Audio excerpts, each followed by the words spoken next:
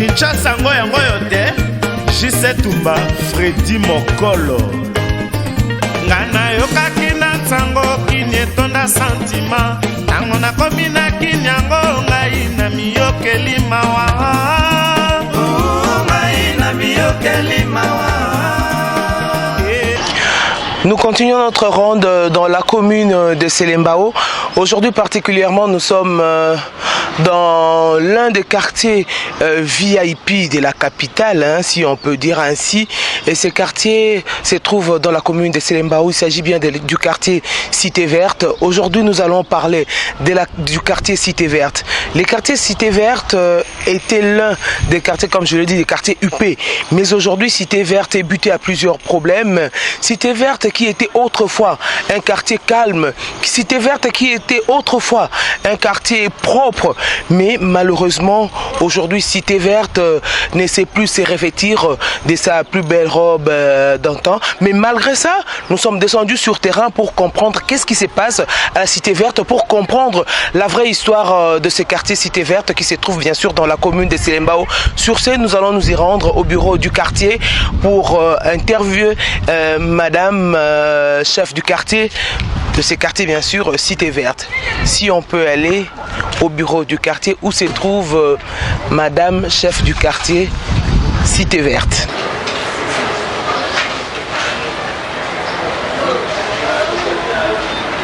Bonjour madame. Bonjour. Présentez-vous. Je m'appelle madame Mayuma Kinsala Jeto. Je suis mariée, mère de 4 enfants. Ici, je suis fonctionnaire et je fais les fonctions de chef de quartier ici à la Cité Verte. Ça fait combien de temps que vous êtes à la tête du quartier Cité Verte? C'est depuis 2012 que je suis titulaire. Mais je suis ici depuis 2002 comme de 2002 jusqu'à 2011, j'étais adjoint. Et à partir de 2012, j'étais confirmée comme chef titulaire. Madame Jetou Mayuma, pouvez-vous nous relater l'histoire du quartier Cité Verte? En quelle année le quartier Cité Verte a été créé? Merci beaucoup. L'histoire du quartier Cité Verte est libellée ainsi. La Cité Verte, d'abord, faisait partie du quartier Badiading. C'était dans l'ensemble du quartier Badiading.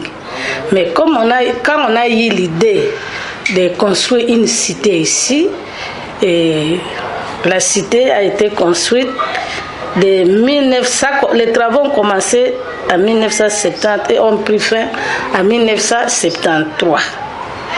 Alors jusque-là, c'était toujours le quartier Badiading. C'est sous l'initiative de...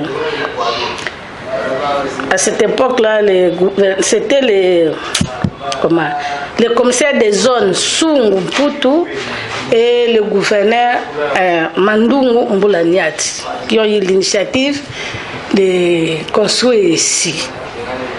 Alors, le maître d'ouvrage, c'était le groupe Yaya, chez Yaya, et le directeur gérant de cette société qui s'appelait l'OGEC, qui a construit la cité, c'est M. Cyprien Konsiski, de nationalité française. Alors, en 1994, on a vu que le quartier était vaste. Et comme c'était une nouvelle cité et la population aussi réclamait qu'il ait une autonomie, que cette cité devienne un quartier à part entière. C'est ainsi qu'on a créé en 1994 le quartier Cité Verte en 1994. C'est à cette année qu'il y a eu l'autonomie avec comme commissaire des zones Madame Kombe Medi Sungu, qui fut l'épouse de l'ancien commissaire des zones, son mari, le prédécesseur avec qui on a construit la cité. Maintenant, la femme a pris la relève en 1994. Voilà l'histoire du quartier Cité Verte. Et quand le quartier a été construit, il y avait combien de villas? Quand le quartier a été construit, il y avait 375 villas. C'est tout. Avec 13 rues. Avec 13 rues. Oui. Est-ce que quand le quartier a été créé, y avait-il des écoles, il y avait des églises, il y avait un marché au sein du quartier dès sa création? Il n'y avait rien.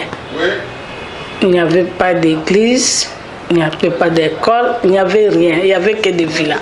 Il n'y avait que des villas, tout juste au début. Oui. Et actuellement, la Cité Verte compte toujours 375 villas, malgré des constructions anarchiques, on va en parler. Mais pour l'instant, la Cité Verte a combien des écoles? La Cité Verte, le quartier Cité Verte, a-t-il une église en son sein?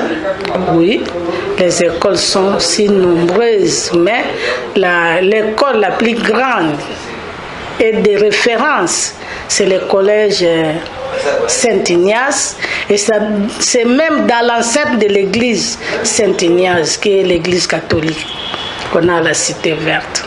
Mais il y a aussi d'autres écoles privées telles que Complexe scolaire Les Okapis, Bettina, Pierre Bouvet et tant d'autres écoles qui sont ici. Madame Gétou, dites-nous, la Cité Verte a un marché. Déjà dès sa création, apparemment, il n'avait pas songé à laisser un espace pour les marchés. La Cité Verte n'a pas de marché, mais à sa création, il y avait un espace qui était laissé pour les marchés, mais qui a été spolié. Donc la Cité Verte connaît un sérieux problème d'expropriation. Oui. Et comment vous remédiez à ça? Parce que vous êtes à la tête d'un quartier où il est spolié. Je crois que vous êtes tout le temps pour te tirer avec vos administrés. En tout cas, à ce qui concerne cette situation, madame, c'est une situation que je suis venue trouver sur place. Cette situation, en tout cas, à mon niveau, je ne peux pas trouver une solution. Mes prédécesseurs qui étaient là, c'est ceux qui peuvent, et la hiérarchie même. Donc la plus grande église, c'est l'église Saint-Ignace. Oui. Il y a aussi plusieurs églises de réveil. Beaucoup, oui. Et vous en avez combien? Il y a une affaire de 15, hein? 15 églises. Oui. Et s'il faut compter, vous avez un terrain au sein de la Cité Verte, un terrain de football? Il n'y en a pas. Mais à l'époque, quand le quartier a été construit, il y avait un espace réservé pour un espace de loisirs réservé pour les enfants. Est-ce que cet espace existe toujours? Non. C'est toujours comme je vous l'ai dit tout au début.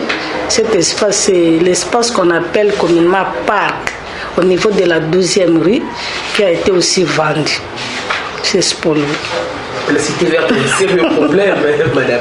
Autrefois, la Cité Verte, appelée Cité UP, quartier VIP, non seulement de la commune de Selembao, mais aussi de la ville de Kinshasa. Mais aujourd'hui, la Cité Verte a un sérieux problème.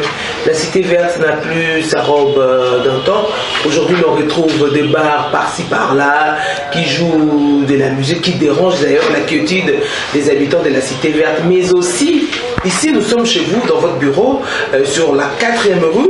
Déjà, cette avenue inondée par des carcasses de voitures en panne. On se demande que fait madame du quartier. Merci beaucoup, maman journaliste. Vraiment, je ne sais quoi répondre à cette question. Bien sûr que je suis la dame chef du quartier et que ici, sur l'avenue, la rue de mon bureau se trouve le parking. Mais cette question, il faut la poser peut-être au commandant de la police, parce que j'ai beau parler, j'ai fait des rapports à la hiérarchie, mais jusque-là, il n'y a pas de solution. Ils me disent que voilà, maman, il y a la crise, on est sous-payé. Et moi, je ne sais pas, parce que moi, je ne m'occupe pas de la sécurité. Bien sûr, si on a mis un service à mon côté, c'est le service de la police. Et c'est ce même service qui est à la base de cette pollution avec tous ces véhicules. C'est leur parking. Et en plus, on m'a encore ajouté notre service, le PCR. Tous ces véhicules accidentés viennent aussi s'ajouter ici. Voilà. Je suis vraiment dans l'impossibilité de vous répondre. Mais il y a quelques temps, le gouvernement s'était descendu sur terrain. Il était venu ici pour parler avec les chefs du PCR. Mais apparemment, ces derniers n'ont pas écouté. Les voitures accidentées sont toujours là. C'est quoi les vrais problèmes? Avez-vous de temps en temps des réunions avec la police? Des réunions comme telles, non. On n'a pas vraiment de réunions, mais de temps en temps, j'essaie de parler avec les commandants de la territoriale et celui de la police de circulation. Mais les grands problèmes, les problèmes pour lesquels M. le bourgmestre était venu, c'était surtout les problèmes de mésentente entre les commandants PCR et les commandants de la territoriale. Et on a trouvé la solution pour ça parce que le commandant a été déplacé. Oui, c'est ça. Maman Gétou, la cité verte n'est plus propre comme avant. C'est quoi le problème? Faites-vous votre travail comme il se doit? Organisez-vous des salons? C'est dû à quoi ces côtés de négligence, si je peux dire ainsi, du quartier cité verte? Merci beaucoup, maman journaliste. Les problèmes d'insalubrité, de manque de propreté, c'est un problème général qu'on trouve presque dans tous les quartiers. Mais en ce qui nous concerne, les travaux de Kinbopeto, vous êtes témoin oculaire. Parce que vous habitez quelques mètres même du bureau du quartier. Vous me voyez chaque samedi à l'heure indiquée, je suis là, je supervise, la population travaille. Comme les cas, si l'avenue bypass, on a fait sortir des immondices. Ça fait plus ou moins des mois. Et quand les motos là de la commune viennent, moi je fais sortir de l'argent, je leur donne pour ajouter les carburants. Mais c'est les services de salubrité qui ne fonctionnent pas bien. Moi je comptais même que le bourgmestre puisse nous donner une moto, qu'il mette à notre disposition, une motocycliste ici, que cela reste ici dans notre bureau. Nous-mêmes nous allons nous efforcer pour trouver les carburants pour que le travail de salubrité se passe très bien. Ça ne dépend pas de nous. Nous faisons de notre mieux, ainsi que ma population. Ma population, chaque samedi, travaille. Mais ils sont découragés parce que ceux qui sortent des caniveaux n'est pas évacués. Voilà. Madame Gétou, 8 ans à la tête, comme titulaire, bien sûr, à la tête du quartier. Qu'est-ce que l'on peut retenir de vous? Qu'est-ce que vous avez apporté au quartier Cité Verte comme changement? Merci beaucoup. 8 ans à la tête, c'est la propriété. J'ai apporté la propriété, j'ai apporté la quiétude malgré ce qu'on déplore ici. Mais moi, je sensibilise toujours la population. Et les grands problèmes qu'on a ici, madame, tous ces gens qui viennent mettre des bars, des terrasses, presque 80% n'habitent pas la cité verte. Et si nous pouvons vraiment jeter les responsabilités, nous devons pointer les propriétaires. Parce que ces gens-là viennent chercher les emplacements pour mettre les terrasses, leurs bars, et les propriétaires leur donnent les emplacements. Et quand il s'agit maintenant des nuisances sonores, mais on va s'en prendre à qui? Pas à ces gens-là, mais aux propriétaires. Mais quand je les interpelle, ils disent, maman, c'est la pauvreté. Vous voyez, nous, la plupart, nous sommes des hauts fonctionnaires retraités. On n'a pas de revenus. Maintenant, à ce moment-là, qu'est-ce que je peux encore faire? Donc la population est obligée de vivre avec cette nuisance sonore? Non. La population ne peut pas subir ça. Mais quitte à elle-même, la population, à ne pas se prendre en charge. Comment? Faire parler à leurs confrères, à leurs collègues, à leurs... Comment? Les chefs de parcelles, les propriétaires, disons. La plupart sont des hauts cadres retraités qui ont donné leur portion de terre, les devants de leurs parcelles aux locataires. Ils doivent se concerter et voir dans quelle mesure ils peuvent mettre fin à ça. Mais moi, maman chef du quartier, je suis la maman. Je parle, je sensibilise. Mais les gens ne comprennent pas. Et en retour, ils disent, oh, maman chef du quartier ne fait rien. Qu'est-ce qu'ils veulent que je fasse à leur place? Parce que mon travail, c'est de sensibiliser, de leur faire voir comment les mauvais côtés de tous ces bruits-là, surtout pour les enfants, pour les malades, pour les gens, les hauts cadres qui travaillent, qui doivent se reposer surtout les week-ends. Et surtout c'est pendant ces week-ends où il y a trop de bruit. Mais vraiment, pour ça, moi, je n'ai pas de solution. Peut-être que la hiérarchie, avec la police, les commandants de la ville, parce que ce sont eux qui s'occupent de la sécurité, peuvent voir dans quelle mesure on peut trouver des solutions à toutes ces situations-là. Madame Jetou, suivant la hiérarchie, êtes-vous 40e chef du quartier de cette cité verte? Je suis la 4e. Je suis le 4e chef du quartier. Pas je suis une femme, c'est pourquoi je dis la 4e, mais je suis chef du quartier. Mais il y a eu avant moi 3 hommes. Parmi ces 3 hommes, il y a un qui a fait longtemps, Papa Ngoufoulou, qui dort déjà, et suivi de Papa Mbouila, chef Teka, et moi je suis la 4e. Moi je suis l'adjoint de Teka. Okay. Madame, je voudrais parler, je parle plus de la 4e rue, oui. Parce que c'est là où se trouve le bureau. C'est tout à fait là. Le long de l'avenue, il y a un caniveau où c'est transformé en poubelle. Je ne voudrais pas, je n'accuse pas la police, mais du moins, tous ces véhicules appartiennent à la police routière. Mais ces gens qui viennent pour réparer leur voiture sont en train de salir, sont en train de transformer les caniveaux qui traversent l'avenue avec la saleté. Mais apparemment, rien n'est fait. Comment on va vivre avec cette saleté? Parce que la population est en train de parler. On a toujours dit il n'y a pas de mauvaises troupes, il y a toujours de mauvais chefs. Vous êtes en train de travailler, mais quand on va indexer, c'est la maman chef du quartier qu'on va indexer. Or, il y a d'autres personnes qui entretiennent cette saleté. Qu'est-ce que vous allez faire? Que comptez-vous faire pour remédier à ça? À ces garages de fortune créés sur la 4e rue? En tout cas, ça c'est un problème sérieux. Oui, je suis consciente de ça. Mais comme je vous l'ai dit auparavant, vraiment, c'est une situation qui nous inquiète, nous les bureaux du quartier. Moi, j'essaie toujours de parler avec les commandants, parce que moi, je ne peux pas parler aux éléments, mais c'est les 2 commandants, celui de la PCR et de la territoriale. Mais néanmoins, nous-mêmes, les samedis, on s'efforce de pouvoir faire l'entretien de ces caniveaux avec tous ces petits qui travaillent avec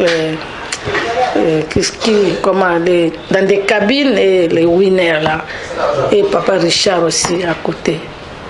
Vraiment, c'est une situation difficile, maman journaliste, mais malheureusement, ces saletés ne sont pas évacuées. Quand ça reste, on évacue, les immondices restent et puis ça revient encore dans les caniveaux. Oui, mais on n'évacue pas parce que souvent c'est en dessous de leur véhicule. Il se peut que après le travail de Kinbopeto, les propriétaires viennent évacuer les véhicules, mais laissent les saletés. C'est ça qui nous préoccupe. Mais néanmoins, chaque samedi, on essaie de faire quelque chose. Et comme je vous l'ai dit, moi je vais demander au bourgmestre qu'une moto reste en permanence ici pour que les samedis qu'on puisse s'en servir. Merci Madame Jetou Mayuma. Ça a été un honneur pour nous de vous recevoir, chef du quartier Cité Verte, quartier VIP. Vous avez un dernier mot? Merci beaucoup, maman journaliste, d'avoir songé à ces quartiers VIP, Cité Verte. Je suis très ravie de votre intervention brillante et c'est qu'on a parlé de beaucoup de choses, il y a eu beaucoup de failles aussi et à partir de l'interview on va pouvoir un peu faire quelque chose pour remonter les côtes de la Cité Verte et vraiment tous les remerciements à vous maman et à votre caméraman et surtout à la télévision nationale, la RTNC. Merci beaucoup maman. Merci. Madame Géto. Je vous en prie, ma fille. Nous venons de finir notre entretien avec Maman Gétou, chef du quartier Cité Verte. Et là, nous allons continuer la ronde pour avoir la population, pour avoir les habitants de ces quartiers Cité Verte qui se trouvent bien sûr dans la commune de Selembao. Cité Verte a un sérieux problème de spoliation. Cité Verte a un sérieux problème. Autrefois, un quartier calme, mais aujourd'hui, Cité Verte s'est transformé en quartier d'ambiance. Alors sur ce, nous allons chercher les habitants avec qui nous allons nous entretenir sur les réalités que connaissent les quartiers Cité Verte. Nous continuons toujours notre ronde au quartier Cité Verte qui a 13 rues. Sur ce, nous allons chercher les habitants, nous allons chercher les bannes à Cité Verte qui pourront, n'est-ce pas, nous relater l'histoire du quartier Cité Verte. Là, nous sommes sur la place qu'on appelle Retrouvailles. Alors, on va chercher les habitants. Là, je vois un jeune homme, un monsieur plutôt. Je crois qu'il est du quartier Cité Verte. Avec lui, nous allons parler du quartier Cité Verte. Bonjour, monsieur. Bonjour, madame et lui. Comment on vous appelle? On m'appelle Patrick Bassana Fundou. Je suis un des habitants du quartier, et bien entendu. Aux années 1980-82, nous sommes arrivés dans le quartier. Et le quartier comme tel, le quartier Cité Verte est réparti de la première rue à la 13e rue, contenant 375 villas. Et voilà, habitations et ménages. Donc ce sont de villas acquises par le parent qui étaient de fonctionnaires, cadres de l'État. Et le parent les ont acquis à travers différentes entreprises de la place. Et ils ont eu, et ça les a permis maintenant de pouvoir s'acquitter mensuellement et jusqu'à ce qu'ils sont propriétaires jusqu'à ce jour. Voilà. Patrick Bassana, tu connais très bien l'histoire historique du quartier Cité Verte. En grosso modo, peux-tu nous relater l'histoire du quartier Cité Verte, hormis le nombre d'habitations? Bon, hormis le nombre d'habitations, il s'est de noter que la création de la Cité Verte en 1974-78, 78, il y a eu dans l'ensemble,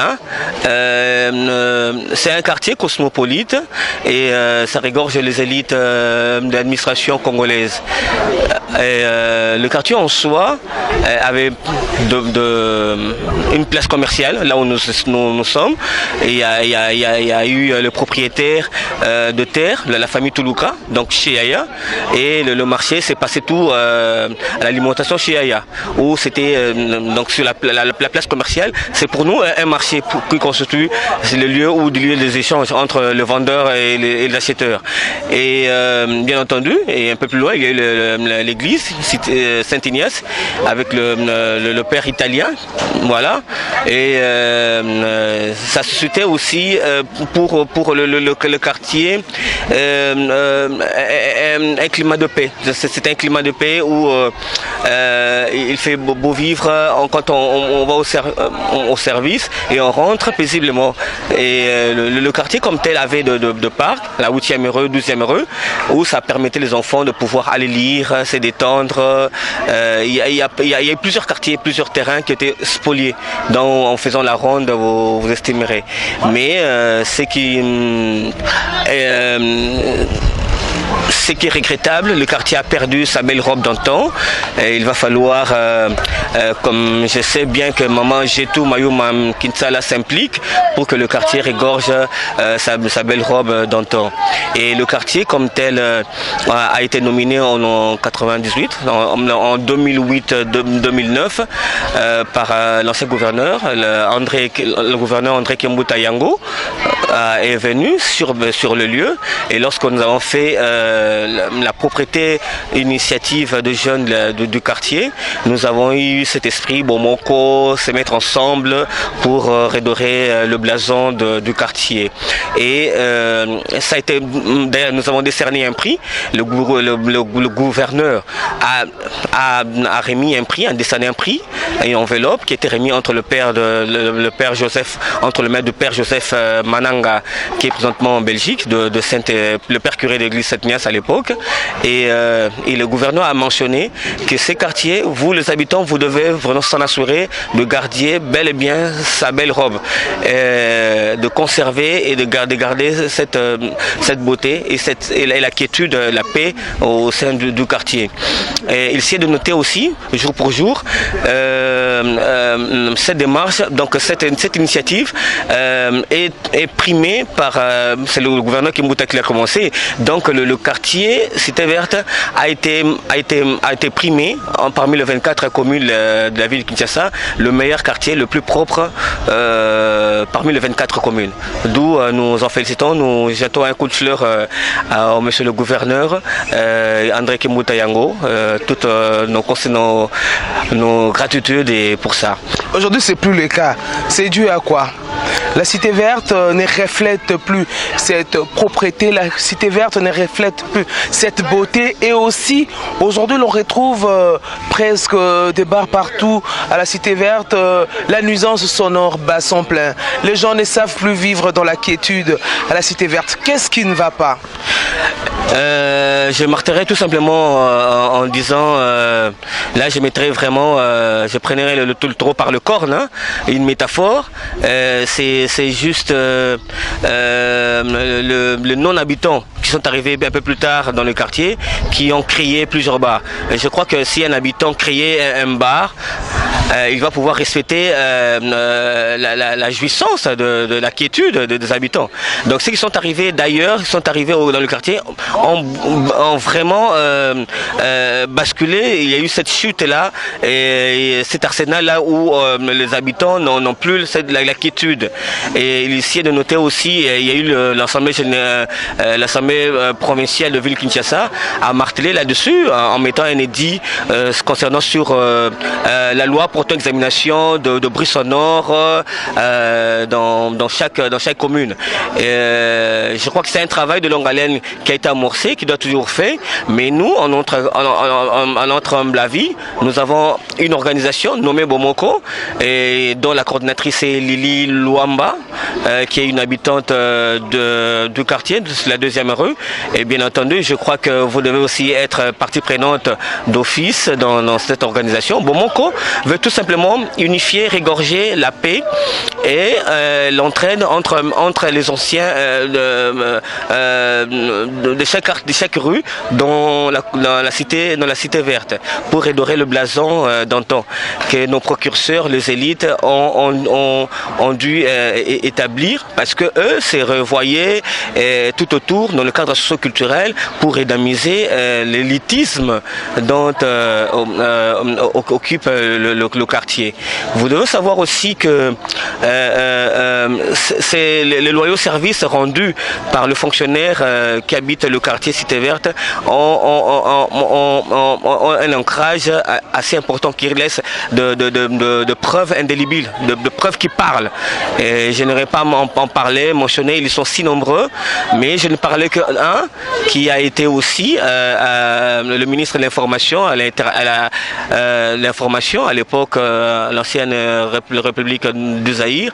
Il s'agit de l'écrivain, notre papa Philippe Mazega Bionzanzu, qui a habité aussi le quartier. Je crois que par ces leitmotifs-là, il a souhaité, parce que vous êtes de la presse, il véhiculait le message pour telle manière que nous puissions redorer nos blasons et que les enfants aient l'esprit, l'initiative de se mettre à lire, parce qu'il y avait toujours une bibliothèque au sein de la paroisse Saint-Ignace où les enfants y allaient lire régulièrement, et le parc servait aux enfants de remettre leur mise à niveau. Et je marterai là aussi, lorsque le président Sarkozy fut arrivé à l'Athénée de la Gombe en 2012, aux côtés de l'ex-président Joseph Kabila Kabange, il il a signifié, il a martelé, il a dit tout simplement une éducation de base, une éducation d'excellence s'acquiert par des infrastructures adéquates. Alors nous voulons redorer ce blason, nous voulons que l'élitisme soit conservé dans ces quartiers afin de périser à ligne transversale. Est-ce que cette bibliothèque au sein de l'église Cité Verte Saint-Ignace existe toujours?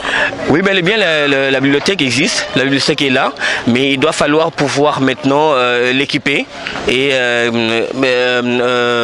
en étroite collaboration échanger avec le père curé pour mettre à la disposition des habitants de pouvoir revenir, lire, passer le temps de pouvoir pour la remise à niveau de leurs connaissances. Patrick Bassana, parlez-nous un peu de votre enfance à la Cité Verte. Comment est-ce que vous avez vécu ici à la Cité Verte? Votre jeunesse, c'était comment? Vous vous connaissez entre vous? Ça se passait comment? À l'époque, c'était vraiment la famille, hein, parce que la Cité Verte, quand vous partez de la première rue, la 13e rue, c'est la famille. Tout à chacun, chaque parent, quand vous le voyez, on a une stricte, au sens strict, hein, une extension, je dirais que ce sont un papa de nôtre et t'étais censé de l'appeler aussi papa, considéré comme ton père propre. Vraiment, on n'avait pas de particularité là-dessus, et c'est le papa de tel, la maman de tel. Et on avait cette notation, même le sens d'une mesure restreinte. Hein. On observait le quartier comme État-nation. Donc pour nous, vraiment, c'était ça. On avait le civisme, la citoyenneté était observée comme telle. Mais au fur et à mesure, c'est un travail toujours pour pouvoir véhiculer le message. Nous avons une structure aussi actuellement nommée Bomoko. Bomoko constitue tout simplement un ancrage d'échange, entraide. Nous voulons encore pérenniser, redorer nos blasons, donc remettre la salubrité. Et comme nous l'avons organisé aux années d'antan, il y a eu la Corbeille, les anciens de la Cité Verte, Bomoko, il y a eu plusieurs associations. Nous voulons que ces labels puissent perdurer pour que nous puissions que Cité Verte redore toujours sa beauté, sa quiétude. Patrick Bassana, quand tu regardes la Cité Verte à l'époque où vous avez grandi, quel est ton regret? Le regret, c'est tout simplement que il y a spoliation. Il y a spoliation de terre. On aimerait tout simplement que l'État s'y mette pour pouvoir conjuguer son pouvoir régalien et de pouvoir exercer son pouvoir coercitif. Et nous saluons l'initiative de l'actuel président Félix Antoine Tshisekedi Tshilombo. Il s'implique pour que la justice soit bien et bien observée. Nous n'est censé ignorer la loi, dit-on, que nous voulons que réellement cette éducation-là que prend l'actuel président puisse être observée, puisse être considérée pour que le Congo revienne à l'orbite, hein, revienne à la une. Nous considérons comme telle cette application est de stricte observance et nous en assurons que le bar, les structures administratives vont pouvoir maintenant marcher ensemble avec la population. Patrick Bassana, vous avez parlé d'une chose qui est très très importante, la lecture. Il faut apprendre aux enfants la lecture. En parlant de ces parcs, est-ce que cet espace existe toujours? Est-ce que les enfants y vont pour étudier, pour la lecture? Ou l'espace a été spolié aussi? L'espace a été spolié. L'espace a été spolié à un moment. Raison pour laquelle les enfants n'ont pas un terrain, un aire de jeu pour pouvoir se distraire pendant les vacances. Nous savons, les anciens, les athlètes dans le monde entier sortent de taudis, hein, dans de petits quartiers. Et ici, nous n'avons pas ces quartiers. Nous prenons par exemple le cas de Messi, Pelé, Ndaï, Pierre Ndaï, Moulamba. Il a joué, vous savez, dans le quartier. C'est dans ces quartiers qu'on déniche le talent de joueurs. Nous voulons faire aussi une pépinière pour nous. Et nous savons qu'aujourd'hui que le football génère aussi beaucoup de recettes au trésor public de l'État. Et donner la chance aussi à la jeunesse. Nous savons que la jeunesse, c'est aujourd'hui. C'est de pouvoir les équiper sur le plan éducationnel, et la relève, c'est à eux de pouvoir s'assumer et d'arriver au sommet de l'État. Nous voulons avoir une genèse dans l'ensemble, je parle en République démocratique du Congo, une jeunesse d'élite. Nous savons que le Congo, autrefois, on avait une monnaie forte, et nous avons aussi, on a eu une loi fondamentale très coercitive.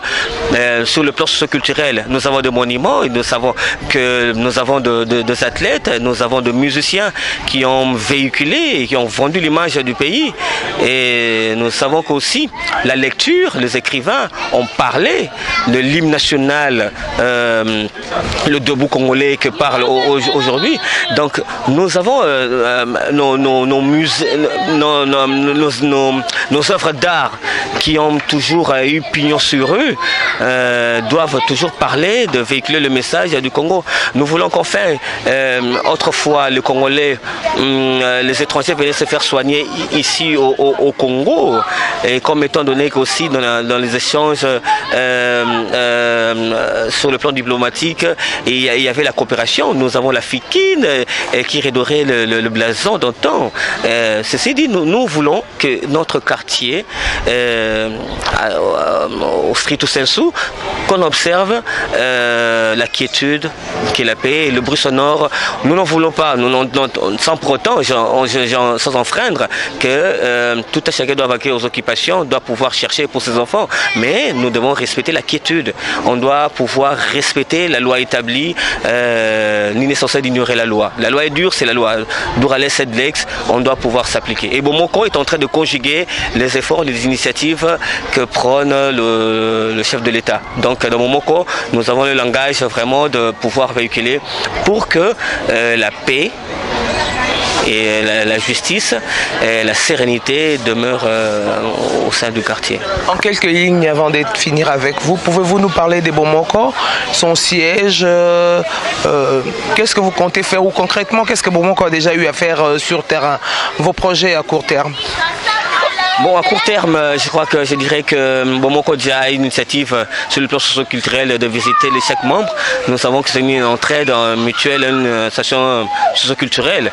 Donc quand il y a en cas d'échange, il y a une circonstance heureuse ou malheureuse, nous y allons vers les familles en détresse, nous participons avec nous recueillons avec eux. Et Bomoko a du style de pouvoir créer aussi, nous échangeons en créant de petites et moyennes entreprises entre nous pour susciter le pain à gagner chaque jour au quotidien. Donc nous avons des activités génératrices de revenus et que nous comptons mettre en place les jours à venir. Et bien entendu, nous attendons aussi, il y a la DHBH qui dit toujours, si tu veux parcourir le 12 000 km, essaie de parcourir le 1000, 2000, toi seul, et les restes, vous allez parcourir ensemble pour atteindre le 12 000. Et nous courons, et je crois que si le bienfaiteur, l'autorité de la ville venait aussi à notre rescousse, étant donné que c'est le quartier qui est nominé jusqu'à présent, le record n'est pas encore battu, donc c'est le quartier le plus propre de la ville-province Kinshasa. Nous voulons que cette beauté puisse être accompagnée avec l'autorité de la ville pour que nous redorons le blason et l'élitisme du Congo, parce qu'il y en a plusieurs, je ne peux pas parler dans les secteurs électriques qui sont si nombreux, dans l'enseignement, dans le domaine scientifique, dans les écrivains. On a plusieurs technocrates qui sont dans le coin, qui, bon, vu que c'est l'écran, je ne vais pas pouvoir diffuser la litanie de leur nom. Musicien, footballeur, on a écrivain. L'écrivain, je parlerai de notre papa Philippe Mazegabionzanzou. Je parlerai de l'artiste Laurette Laperle. Je parlerai de notre grande sœur Tété Fayates, Tété Ngoï, reconnue par le sobriquet Fayates. Je parlerai de notre ami l'icône sur le plan religieux, Alf Lukaou, qui est d'Afrique du Sud, dont j'ai pris ensemble avec lui dans la branche Kinshasa ici, à Emma et Kinshasa. Nous avons Ils sont si nombreux. Le sénateur Bettina, il y a plusieurs. Il y a le directeur de l'SPSP Yoka. Nous avons notre père Bobé, père son âme. Ils sont si nombreux. Hein, l'ingénieur Bassana Georges qui a redoré aussi l'électricité de notre coin et qui a aussi fait de travaux au Congo-Brazza. Donc ils sont si nombreux, si nombreux. Si je me mets à parler tous d'eux, bon, il ne faut pas en vouloir. Il y a Chipoupou, voilà, le pionnier Chipoupou de football et son petit frère aussi dans le quartier.